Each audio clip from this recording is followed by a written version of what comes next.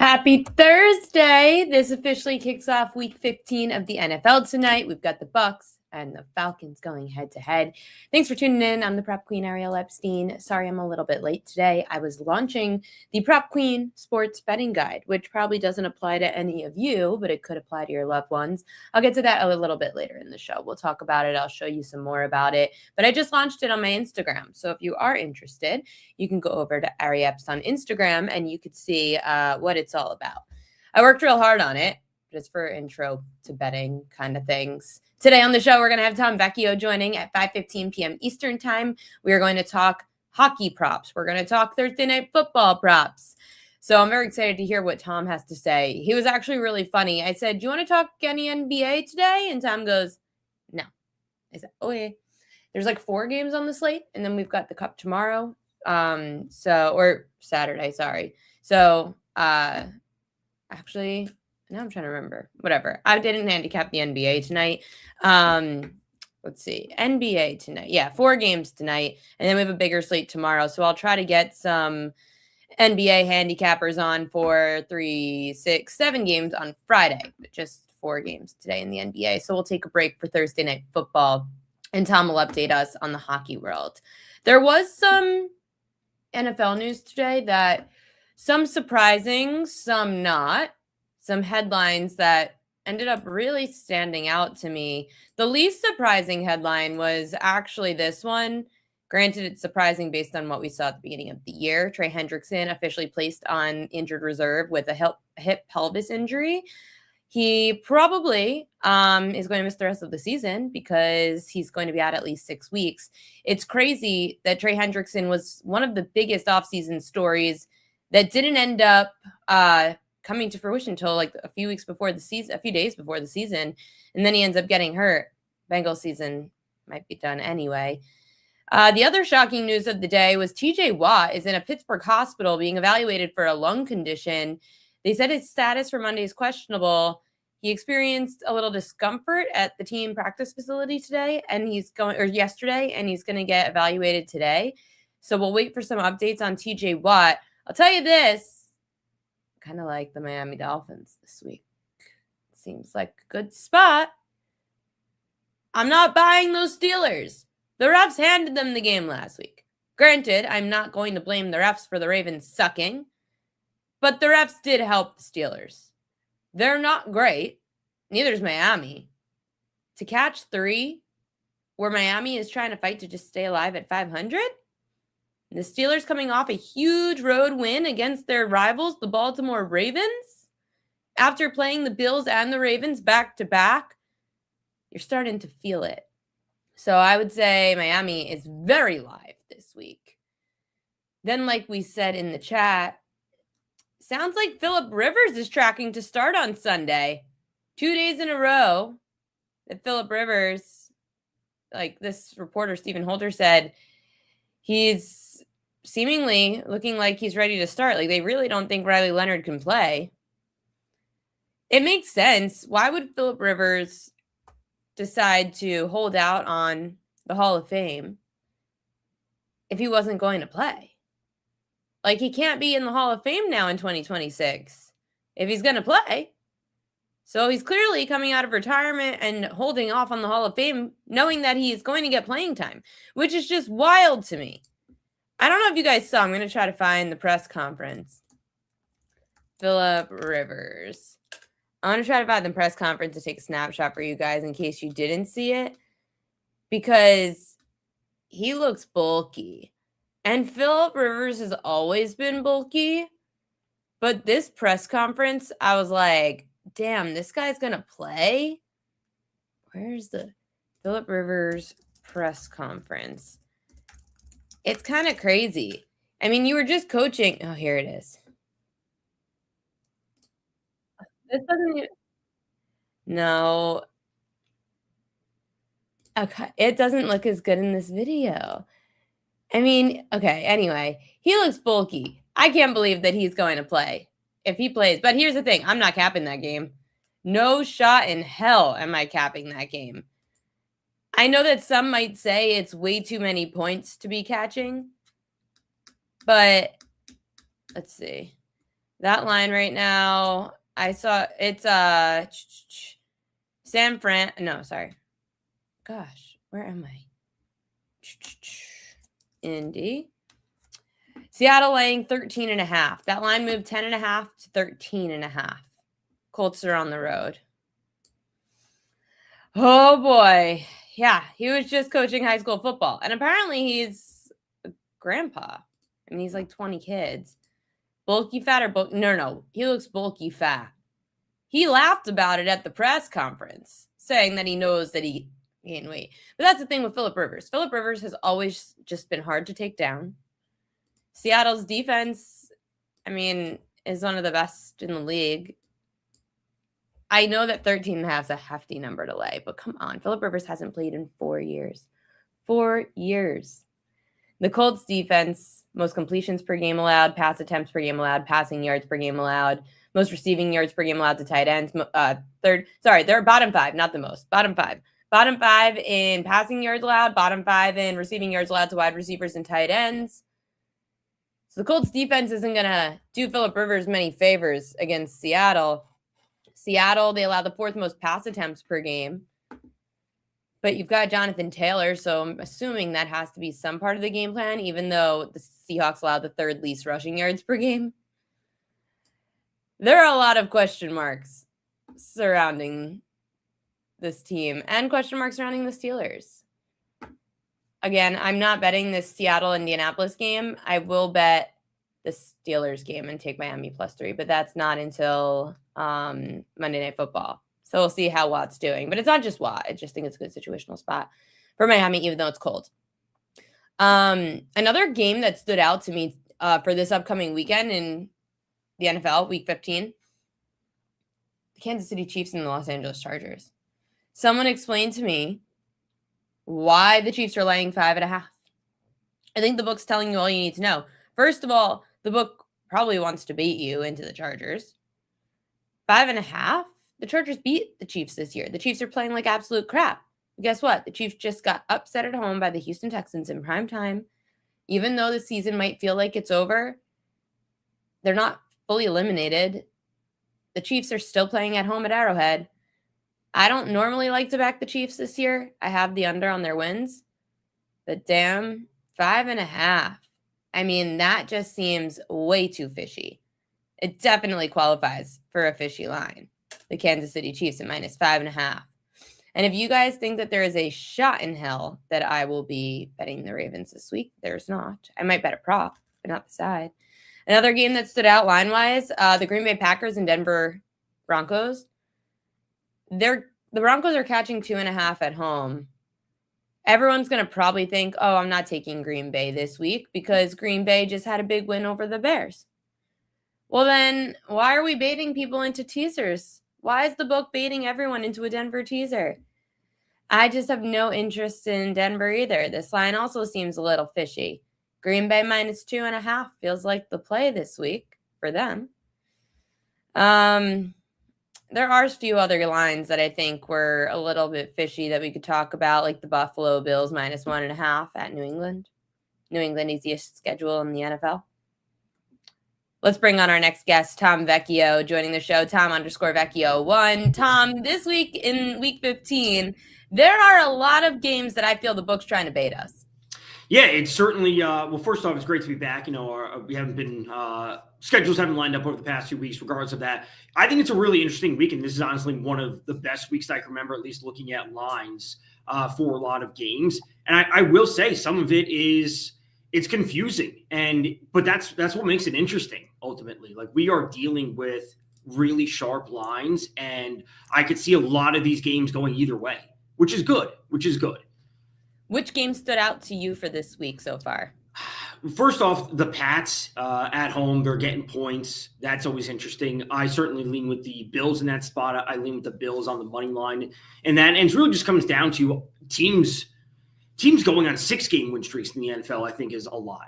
So the fact that the Pats are winning, was it 10 in a row at this point? They haven't lost. Like, I will always, kind of buy into variance and a team just bound for a loss, essentially. Yeah, it feels like New England's definitely bound for a loss. It's felt like the Bears were made for loss, and they did last week, 28-21. It's a weird situational spot for the Bears this week because they're getting Cleveland at home in Chicago. Yeah. They're laying a hefty number of 7.5 for a Browns team that's, even though they're pretty dead, they're not dead. They want Shador to be probably their number one back. They want to make sure that they back him up. They're still a really good defense. And then the Bears have to turn around and face the Packers again next week. How do you see the Bears playing out?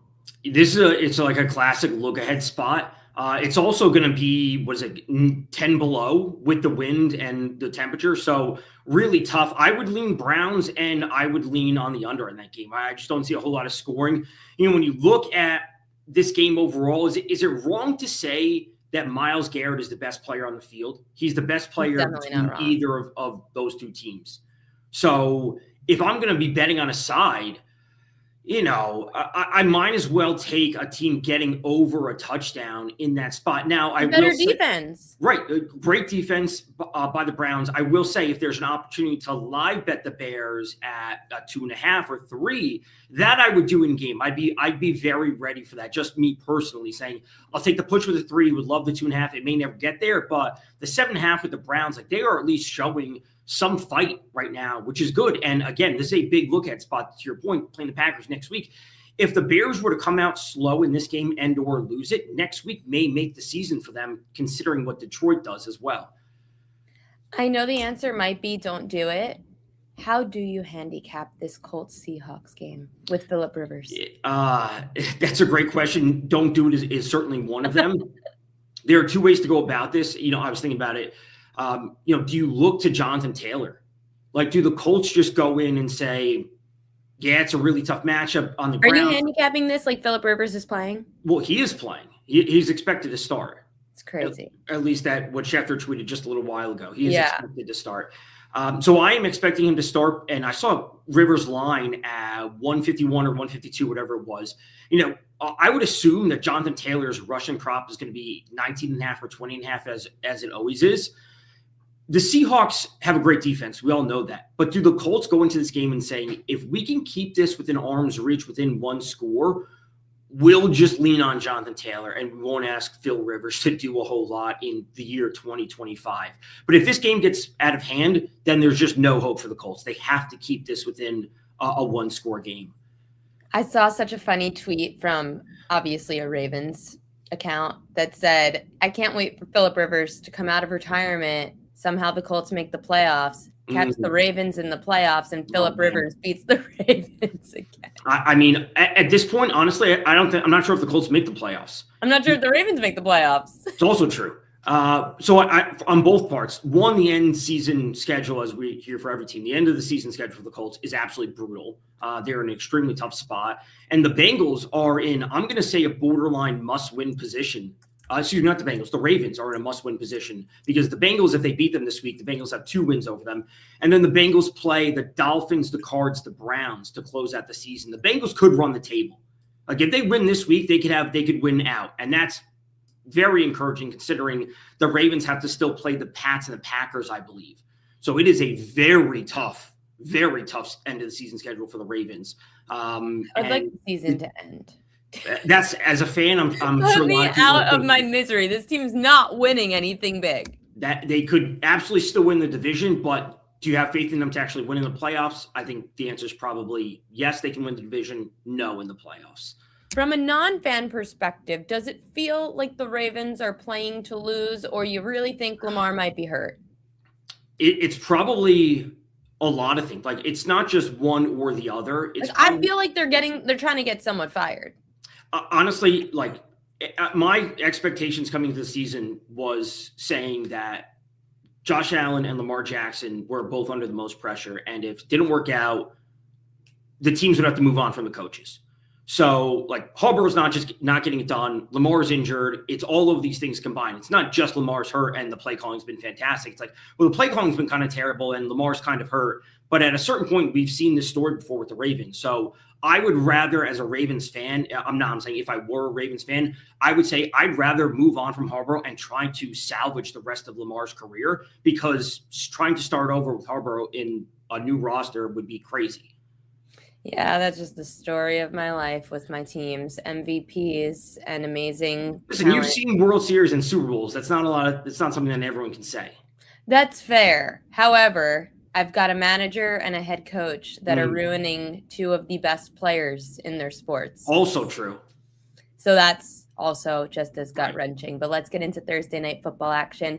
We've got the Falcons taking on the Bucks. It's the second time these teams are playing. Granted, they played each other way back in the beginning of the season, week 1. And it's a different quarterback with Kirk Cousins. Do you care about anything that happened in week 1, or is this a brand new game? It's a brand new game, at least in my eyes. So much has changed for both of these teams. As the season has gone on, there's no Drake London. Mike Evans is coming back, but there's a report today saying that he's going to be on a pitch count or he's not going to play every snap, whatever that quote was. Emeka Buka had an awesome start to the season. He's kind of regressed. Bucky Irving is back, but in what capacity we're going to see him? There's too many things going on for me to look back at week 1 and be like, oh, Emeka Buka is going to have multiple touchdowns again. This is going to happen. It's like, no, we have to take what the Falcons have done over the past 3 weeks, essentially, since Kirk Cousins became the quarterback. So you've got a prop going into this game, and you're going Kirk Cousins under 31.5 pass attempts. Why? So the Falcons, if they win this game, just, the way I would phrase this would be the Falcons, if they win this game, they win it low scoring. If this game turns into a shootout, the Bucs win this game 90% of the time. The Bucs can win high scoring, the Bucs can win low scoring, the Falcons can win low scoring, but the Falcons can't win high scoring. There's just too much talent on the Bucs side of things. Despite how bad or up and down their offense has been as of late, they still have far more talent, especially with Drake London not being there for the Falcons. We look to the Falcons, and their pass play percentage has dropped to 50% since Kirk Cousins took over, and that's over the last 3 weeks. That's bottom 8 in the league. They're simply not passing the ball. We know that the Bucs have a great run defense, but still turning the ball to Kirk Cousins to say, hey, we want you to throw the ball 35 times this game. That's probably not their method. It's like, hey, Bijan's going to see 20-some-odd carries. We'll have Tyler Algier in there for 10, 12, and then we'll try and control the game and come out with an ugly win on a short week, when you're facing a divisional opponent. Like, it's not going to be like Kirk Cousins throws for 275 and they just smoke the Bucs. I just don't see that happening. So risk aversion, essentially, for the Falcons would be their game plan, and it means Kirk Cousins not throwing the ball a lot. Take the ball out of the hands of the guy that you don't trust. I mean, it's a few games in already, so you don't think that they trust him anymore? Part of it is, when I'm also looking back at some of the Bucs' recent games, the Pats dropped 28 on them. Drake May threw it 31 times. The Bills dropped 44 points on them. Josh Allen threw it 30 times. What we saw from Brissett and Tyler Shuck, a little bit different stories, but if we have offenses that are this efficient and they don't have to do it, the Falcons' offense isn't going to be as efficient as the Pats or the Bills. So in order for them to get close with 25 or 30 points, Cousins would have to go flying over this line. I just don't see that happening. Falcons eliminated. They're 4-9 this year. It's between the Bucs and the Panthers. They're both 7-6. And I think those two go head to head next week, if I'm not mistaken. I don't know if it's next week, but it's definitely one more. It's next week at Carolina. They have to play twice to end the season. Right now, the Bucs schedule is Atlanta this week, at Carolina, which is kind of nice that they're on a long break, playing Thursday night and then playing on a Sunday. Then they're at Miami, and then they're home against Carolina again. That's a really close NFC South race. Yeah, I think the final week could just effectively, or not just effectively, actually be for the division, because the Panthers are in a winnable spot versus the Saints. So depending on how things shake out, it could. And Miami's not playing terribly right now. Like, they were a mess to start the season, but Miami catching the Bucs, I don't think that would be too much of a surprise. And then it could come down to the final week of the season. I will say, whoever wins the NFC South, no faith in them to do anything, really. No. I mean, listen, you don't know so much. The Bucs maybe getting healthier offensively could help a little bit to win a game or so, but I don't see them going too far. The Bucs are still 5.5-point favorites tonight. But Tom, I saw that line go from 5.5 on Sunday to 4.5 pretty much all week. Up until this morning, it shot back to 5.5. How much faith do you have in the Bucs tonight? I I think the Bucks win tonight. Do I want to lay 5.5 on a short week in a divisional matchup? No. I understand why it moved that way, just because people are also, effectively betting against Kirk Cousins. But I certainly don't like the idea of laying the points with the Bucks. I have the Bucks in a pick'em pool, but that's it. That's really what it comes down to, because I have to pick the game. I understand. I don't really have a feel. At first, if this line stayed 4.5, I was going to call it a fishy line and say Atlanta was live. But once it bounced back, I had zero interest. Going into hockey tonight, I haven't really spoken much hockey recently. You've got a prop. It's been an interesting season. A lot of games are going to overtime across the NHL. There's also a ton of parity across the league. So underdogs are live to win more than I can ever remember. So we're seeing a lot of underdogs win. Getting plus money is always a good thing, obviously, but especially in a higher variance sport like hockey, where we see teams often, put up 30, 35 shots and they just don't score. And the other team has 20 shots and they end up winning the game 2-0. So plus money is good, at least for now. And, things will certainly settle in, because the NHL season this year is obviously interesting because the Olympic break, if they still play in the Olympics, because there's a whole set of issues with the Olympic rinks that they built over in Milan. Somehow they are smaller than NHL rinks. They built them and they just missed the sizing by a couple of feet. So that's interesting. So now there's some questions on whether the NHL players are actually going to go play, but a 3-week break is still built in the middle of February because of the Olympics. Regardless of that, I think things will settle in as the season goes on and more favorites will start to win. As for tonight's prop, let's get to the Blue Jackets. They're at home. Let's go to Kirill Marchenko, over 2.5 shots on goal. He's on their top forward line, their top power play. He's obviously not a household name, but this is often the best spots to find, I would say useful value on like a day in and day out basis. We're never getting discounts on Nathan McKinnon and, Connor McDavid and Sidney Crosby, et cetera, just because they're such name brand players. But Marchenko is a solid player. He's had at least 2 shots on goal in 8 out of his last 10 games. He's had over 2.5 in 4 out of his last 10. I like the matchup versus the Senators. They're a middle of the road defensive team. They're not amazing. They're not terrible. They're playing better than they were last year, but they're still a team that's susceptible to give up a lot of shots. And when we get a player that has first forward line, first power play at 2.5, I consider Marchenko live to hit this every night because he's so consistent and the role that he has overall. Mark said Lightning money line, Kucherov point, Gunther point. Thoughts?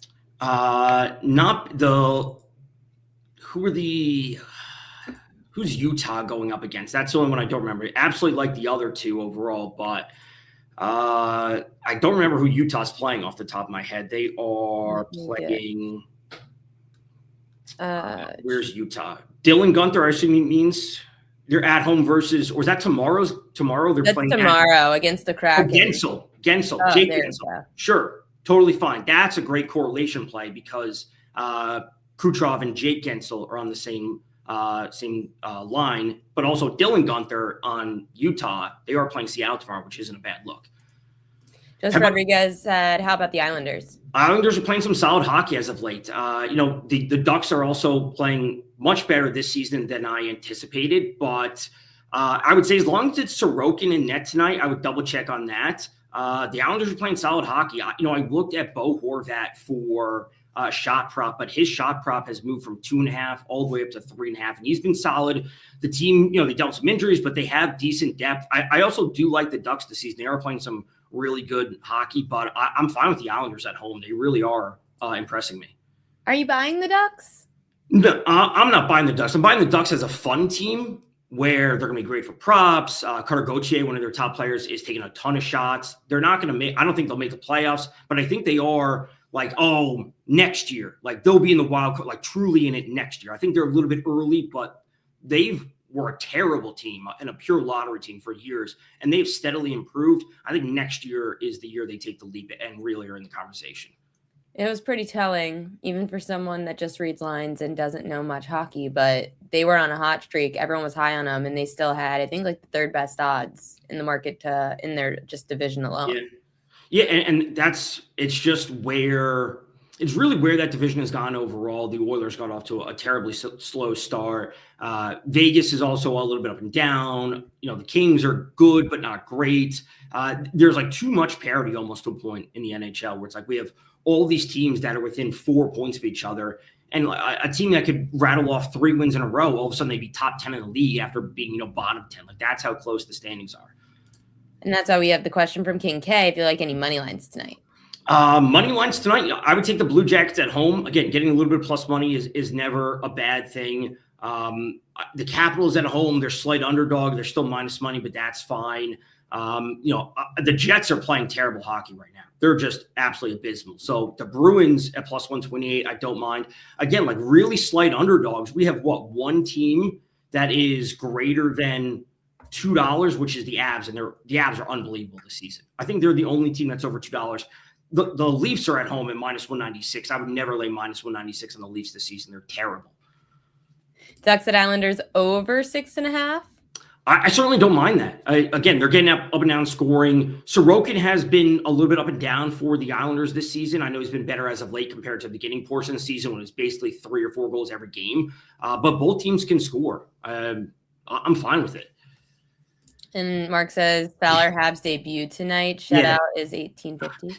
So Montreal's having a new goalie make his NHL debut, and there are historical things that suggest that when Habs goalies make their debuts against the Penguins, they turn out to be amazing. I wouldn't bank on that in this spot, but listen, if you want to throw, as people like to say, like beer and pizza money on a lotto ticket at 1850, I think that's a fun thing to do. He's only going to have one ever first start. I often bet on players to score a goal in their first ever game. Just because, like, listen, it's his first ever game. I'm never going to get another chance to do it. So I might as well throw $10, $15 on it, whatever it is. Before I let you go, I want to get your thoughts on Major League Baseball. Winter meetings going on. The Mets, they have let go of Alonso, their closer Edwin Diaz. The Orioles acquire Alonso. So the Mets getting rid of people. Yeah. The Red Sox doing nothing. So I've seen a lot of heat on them. Just early thoughts on the winter meetings, and what else do you think can happen? Yeah, I think everyone is waiting for the Kyle Tucker domino to drop. And then after that happens, the other free agents will kind of fall into place, because I'm not going to say he's going to set the market, but everyone's waiting for the big name to happen. And then the other players will filter to the other teams. Nothing's jumped off the page. Dylan Cease going to the Blue Jays a couple of weeks ago was somewhat big. I will say, if the Orioles can get some amount of pitching, that lineup is great. And it struggled last year at times, but if they can get some amount of pitching, and I don't know why they traded away Grayson Rodriguez. He's one of their top prospects, or was. I bringing in players is a good thing at batting. Giving up pitchers, they obviously have moves to make. I'd be worried about their pitching still. I'm still very worried about the pitching. The Orioles need to make a splash. And unfortunately, the only team that is in the rumors of making a splash is the monopoly of the Los Angeles Dodgers. Do you think they're actually going to get Skubal? Probably not.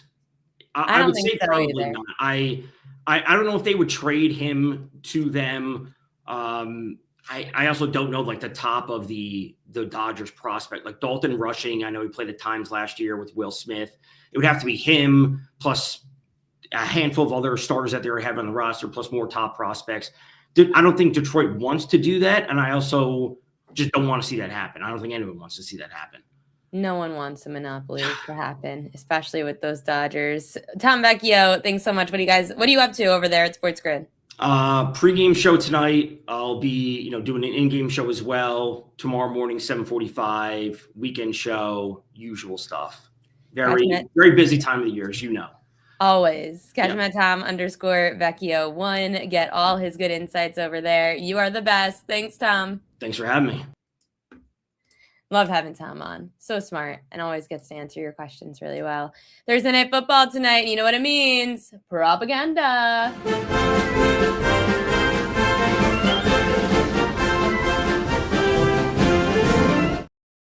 These are the most bet on props according to BetMGM. Let me just tweet out that we're talking Thursday Night Football. TNF prop Queen edges on now. I'm actually really happy about this because there's a prop on this list that I am betting on the other side, and it's actually my best bet. It's a royal lock. We'll get to that at the end of the show. It's very obscure. First, we got Bijan Robinson over 38.5 receiving yards. Kirk Cousin under a half a rushing yard. Bucky Irving over 19.5 receiving yards. Rashad White over 16.5 rushing yards. Baker Mayfield over 1.5 passing TDs. And Jalen McMillan under 1.5 receptions made.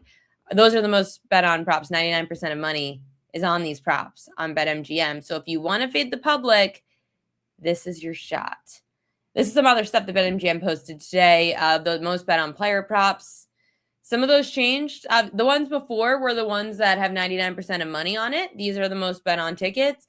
Bijan over receiving yards is clearly the number one prop of the day. The reason that I did not bet that or look at that was because that actually hit in game one.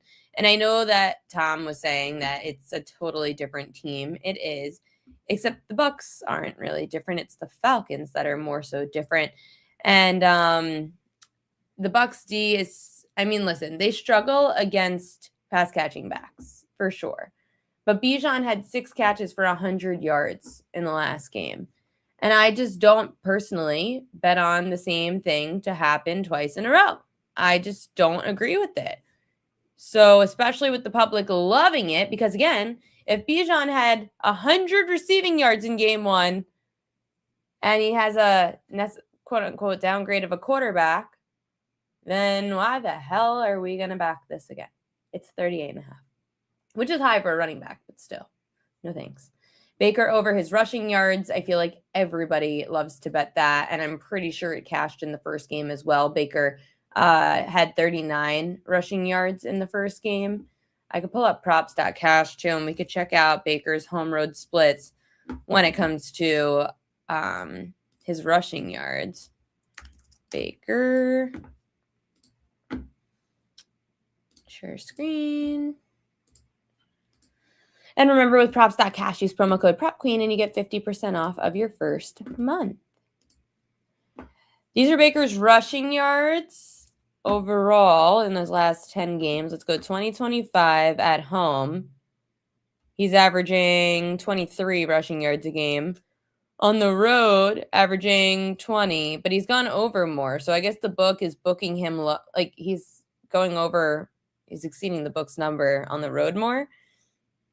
Home. Let's see, home on short week. The last 10 games when he's home on 3 days rest, nothing. Home against the division, 42. Oh, last 10 games, home in the division, not great. 2 of them have done well, but not really the last 10. So with the public heavy on Baker over his rushing yards, I might be out. Kyle Pitts, I have a different way to play him aside for his receiving yards. So if you don't like to be on the same side of the public, we're going to play Kyle Pitts a different way because I found a really good trend on props.cash for Kyle Pitts tonight.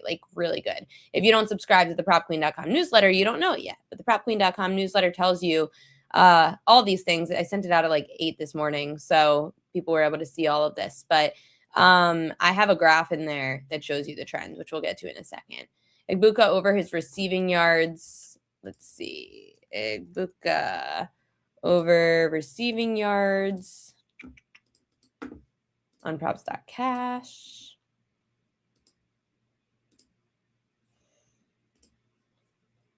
Let's see. Home against the division.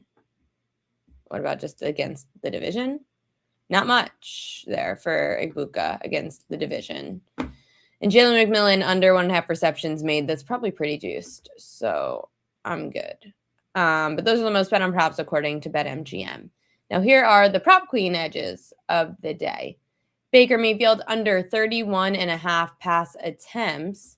So he went over this in game one with 32. But against top 10 pass defenses, Baker's pretty much been consistent in going under this number. He's averaging 18 completions, 30 pass attempts, 177 passing yards, and 1 touchdown per game against top 10 pass Ds. He's up against a top 10 pass D tonight in Atlanta. Baker's gone under in 67% of home games this year. The Falcons, they allow the 8th least pass attempts per game. 62% of quarterbacks have gone under their pass attempt prompt against the Atlanta Falcons. They're averaging about 29 pass attempts a game. So for Baker, again, he went over this the first time, just barely at 32. I'm going to take him under 31.5. Kirk Cousins, over 205.5 passing yards.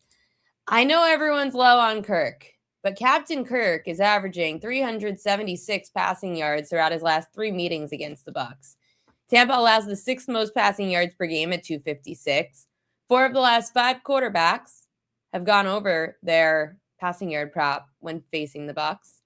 60% of quarterbacks overall this season have gone over their passing yard prop against the Bucs. The Bucs secondary just giving up a ton of chunk plays. So Kirk Cousins can go over tonight, 205.5 passing yards. Cousins over a half a rushing yard. He cashed this in 2 of 3 against Tampa with 16 rushing yards and 7 rushing yards. Tampa is allowing the most rushing yards per game to quarterbacks. They average about 25 rushing yards a game when they face the Bucs. 69% of quarterbacks have gone over their rushing yard prop when facing Tampa. I know that's crazy, but history tells us that Kirk does run on these Bucs. And lastly, this is the trend I was talking about. Kyle Pitts to go over his longest reception prop. I have the graph. I will show it to you. Kyle Pitts over his longest reception without wide receiver Drake London. That is 9 of the last 10 games, averaging a longest reception of 30 yards a game. Kyle Pitts' longest reception tonight is definitely a play that we've got to have. So those are the 4 prop queen edges of the day. I put a prize picks lineup together of my royal locks of the day. The only thing that I had an issue with, because with prize picks, you have to take one player from each team. You can't have the same player from the same teams in a lineup. So I had to go with 2 from different teams. However, I'm going to I left Kyle Pitts off, but I'm going to bet it, and you can see it on my pick it page. I'll bet it right now. I forgot to bet it this morning because I had to go downtown for the Ringer. You could catch our Ringer podcast on YouTube on the Ringer Gambling Show. Let's see if Drake London. Let's see if Kyle Pitts is still at the number for longest reception at 20.5. I hope it didn't go up. I'll be so upset. Oh, it went down. That's scary. Oh, no. I don't know if I want to bet that now. If Kyle Pitts dropped and that trend's so relevant, is it like a Darnell Mooney night? I looked at the Darnell Mooney stats. I didn't love. Let's look. Darnell Mooney. And who else is a deep threat? I think it's Darnell Mooney.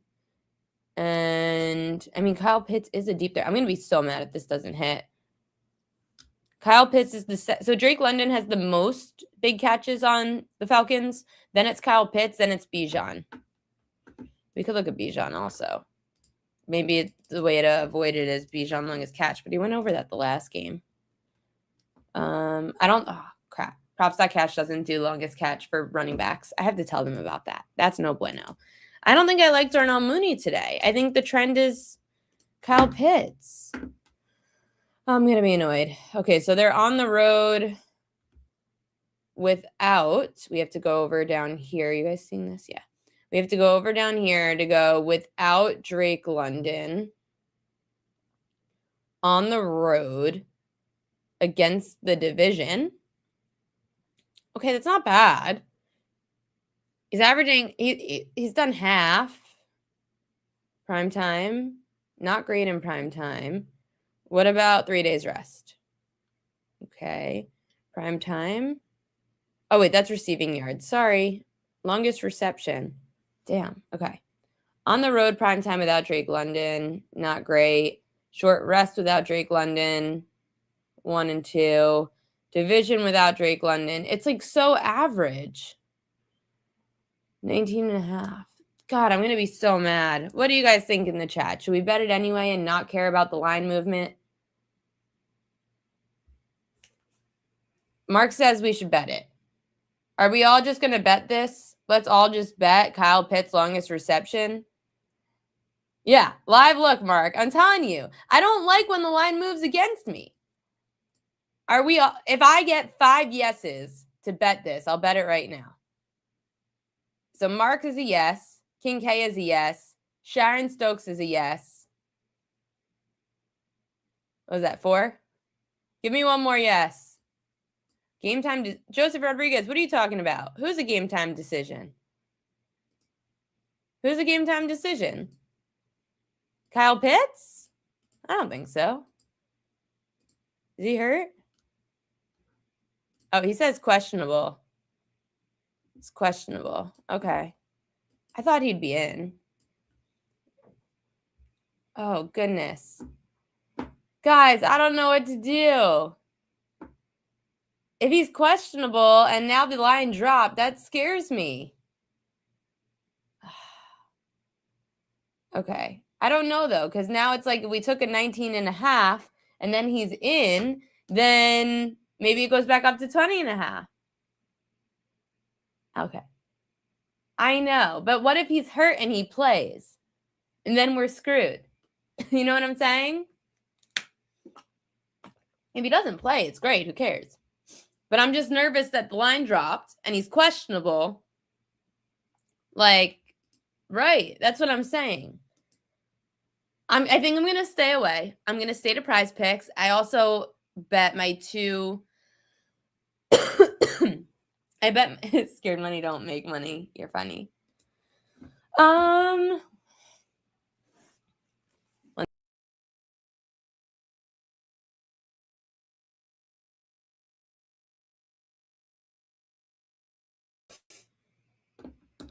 going to make...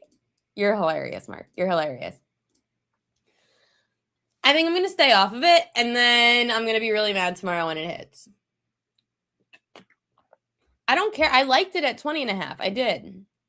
I'll think about it. Before I get to Royal Locks, I debuted something today, and if you don't follow me on Instagram, go follow over at Ari Epst. I debuted something I worked really hard on, and I told you guys about it yesterday. And Royal Locks are coming up right after this. So I worked on this Prop Queens betting guide. It's about 20 different slides. It's probably not going to apply to a lot of you because you're all pretty experienced bettors. But to anyone who has a significant other, a friend, a relative that doesn't understand betting or props, it's free. So go to my Instagram, Ari Epst, ARIEPST, or Prop Queen Sports. You could go to Prop Queen Sports. Actually, sorry, yeah. Go to Prop Queen Sports or Ari Epst. Comment, guide, and you'll be able to get this for free. So it's just it's a Google Drive.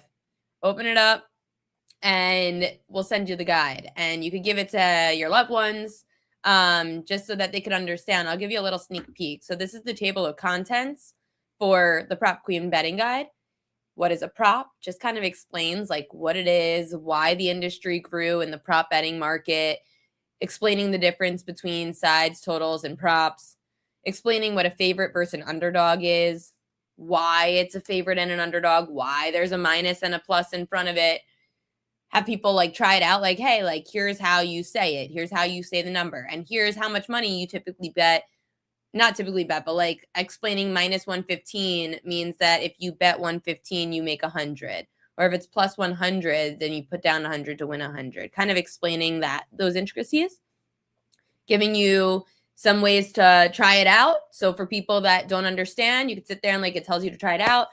I have some like funny examples also. So like for people that don't really know or understand like what the point is, I said either like betting a favorite is like buying Apple stock. You already know that it's pretty good, but you're not really going to get much reward for it these days.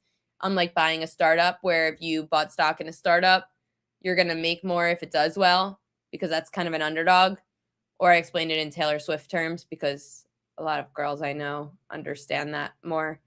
But that's kind of the demographic I'm reaching, is people that just don't understand and want to understand the lingo a little bit better. Oh, thank you, Lewis Creech. Yeah, the fast versus slow runner, I think, also makes sense. Negative being like you pull back a little bit in the field because you're giving somebody the head start, plus you're getting the head start. So that's another way to explain it. It said here over versus under, just kind of explaining like it took my girlfriend over 1.5 hours to get dressed because it took 2 hours. That's over 1.5. Kind of explaining it that way. So just a very easy, simple to use, simple to understand. I kind of wish that I had it. I wish that I had the Prop Queens betting guide when I first started, because the lingo is what really discouraged me at the beginning.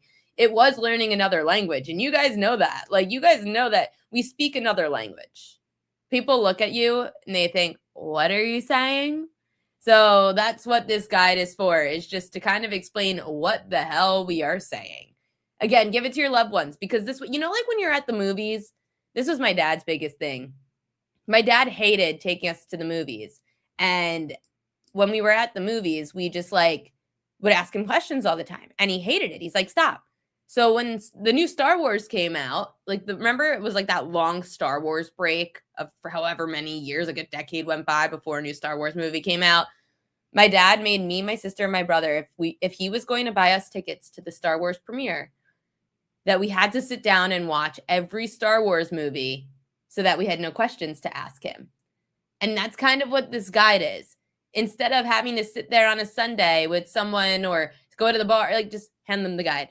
Hey, just here's the guide, page 3. Table of contents. Here's the guide.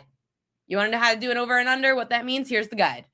So that's exactly what the point is. So again, go to Prop Queen Sports on Instagram, comment guide, and it'll go right into your DMs. So, oh goodness, round robins. I did not include that, King K. That is like guide number 5. Round robins. I remember sitting there in Vegas with Kelly in Vegas explaining that to me years ago. She's like, I'm going to put that, and because round robins, I'm such a New Yorker, New Jerseyer, that round robins weren't really live yet on the app, and they don't really do them correctly either. So back in like what, 2019, 2020, and Kelly's like, I'm going to put down a round robin. I'm like, what? She's like, yeah. And I'm like, it doesn't look like that on the app. Like on FanDuel, it didn't look like that on the app. And she's like, yeah, they do it wrong. So I learned round robins in Vegas with Kelly in Vegas. Shout out Kelly in Vegas for teaching me that. Yeah, anyway, go to Instagram, Prop Queen Sports, check out the Prop Queens betting guide. I worked really hard on it. It's free. So you could use it or have any of your loved ones use it as well. Thursday Night Football, it's Royal Locks. Royal Lock of the day. Let me just tweet this out. Royal Locks on now. Royal Locks of the day. Actually, it's the Royal Lock of the day. This is my best bet. And then I'll tell you the Royal Locks-ish because I've got the Prize Picks lineup where I put the two together. Kirk Cousins, baby. We're going over a half a rushing yard with Mr. Captain Kirk. It's plus 110. It's great value. The Tampa Bay Buccaneers have allowed the most rushing yards per game to quarterbacks. The most, at like 25 rushing yards a game. Kirk Cousins went over with 7 and 14 rushing yards in 2 of his last 3 matchups against the Bucs. And that's why a majority of quarterbacks, at just under 70% of quarterbacks, have gone over their rushing yard prop when facing Tampa Bay. Kirk Cousins is going over his rushing yard prop. This is the Prize Picks lineup of the night. Baker Mayfield, less than 20 pass completions, and Kirk Cousins, more than his half a rushing yard. Everybody, when I say this, is cracking up at me. In case you're a little late to the party, Baker Mayfield, less than his pass attempts. They gave me, or excuse me, oh my gosh, no, it was pass attempts, not pass completions. Crap. I bet this wrong. Oh, dumbass me. Dumbass me. It's pass attempts. Crap. Okay, don't bet this. Don't bet this card. I'm going to have to do this again. I'm going to have to hope both hit because I effed that up. Baker Mayfield, less than 31 pass attempts. Against top 10 pass defenses, Baker has averaged 30 pass attempts a game. He's averaging just under 18 completions, so that might hit too. That might hit. But he's averaging 30 pass attempts a game. He's actually gone under the pass attempts a lot more frequently than under the completions, which if it's 20 on there, it must be on the rise. Now I've got to check pick it. Damn it. Gosh. Dummy. Now I'm checking Pickett. You guys are catching me like totally unraveling. Let's see. Odds, player props, passing. Baker Mayfield pass attempts is still 31.5 for the under. And then Baker Mayfield pass completions under 20.5. What was it this afternoon? I mean, this morning. Oh, no, it was 20.5. Okay. No, it was 20.5. Okay. Maybe I just let it rock. I'm just going to let it rock. What? I hope she put in the guides always place the bet you intended to. The guide's not about how to bet better. It's about how to know what betting is. That could be the next one. But okay, no, I think it's fine. Again, he's averaging, if this number is 20.5, Baker's averaging just under 18 completions per game against top 10 pasties. Atlanta is a top 10 pasty. They allow the 8th least pass. Let me see what the number is. They allow the 9th least completions per game at 19. And Baker's gone under this number in 1, 2, 3, 4, 5 of the 6. So it's good. I'm going to leave it. I'm going to let it ride. The reason I like less than pass completions more than pass attempts is because at least less than pass completions, we have to worry about the receivers completing the pass as well, as opposed to just Baker attempting to throw, which is what screwed me in the Cowboys game a couple bets ago. So I'm going to keep it. I'm letting it ride. Baker less than his pass completions. Maybe it's meant to be. Kirk Cousins more than his half a rushing yard. It is such a silly prop, and I am all for it. I can't wait. Right, Mar? Come here. Everyone say hi to Marley. Everyone say hi, Marley. This is my good luck charm. Are we going to watch football tonight? We're going to watch football tonight. She wants attention. It's been a while. You guys have watched Marley grow up since she was a little baby. And now Marley girl is a big girl. She's a big girl. I call her Clifford. She's Clifford the big red dog. This dog continues to grow. We kind of knew. Kelly warned me because we saw the big paws in the picture, but she was so cute. She's still such a cute girl. Right? You say hi to everyone. Ow. She's going to pull my earring out of my head. Anyway, she's about 40. She was 45 pounds last month. So we might be closing in on 50. She's really tall. Hi. She's really tall. So this is me sitting down, obviously, but she's probably 48 pounds is my guess right now. 45 to 50 pounds at the moment. She's a big girl, but she's such a good girl. You don't even hear her do anything anymore during the show, and she loves me. Marley. So she does have a big head. She has a big head. She has big paws, but she has a big heart. And that's what's most important. She's a really good girl. I'm really lucky for a 10-month-old puppy. She's so quiet. She's so well behaved. Shout out to New York City Second Chance Rescue for giving me literally the best puppy ever. Like, she is the best puppy. She is so well behaved, and she knows when I'm working. But now she clearly wants me to stop working. And it is almost 6 o'clock anyway. Good luck to all your bets tonight. I hope they cash. I hope we gave you some winners here on the show. Shout out to Tom Vecchio. Again, go get the Prop Queen guide over on my Instagram at Prop Queen Sports. Comment guide, and you'll get it for free right into your DMs. You could also subscribe to the YouTube channel. I'm actually curious. Maybe live here. I'll see. YouTube, we were 1 away at Prop Queen Media. We were 1 away from 1,000 subs. We hit 1K, baby. That was my end of the year goal, was to hit 1,000 subs, and we did it in the first year at Prop Queen Sports. We have hit 1,000 subs. Thanks, guys. I appreciate you all. Shout out to all of you for tuning in every day and being here. I've been having a ton of fun watching the growth of this thing. I've never felt a bigger reward than watching the show grow, watching this group of people interact on here. I absolutely love it. And I hope so. I think it's just going to pick up from here. They say the first year is the hardest. I'm working on it. I'm working on the YouTube channel. But yeah, follow along at Prop Queen Media. I could share the screen real quick so you could see the YouTube page.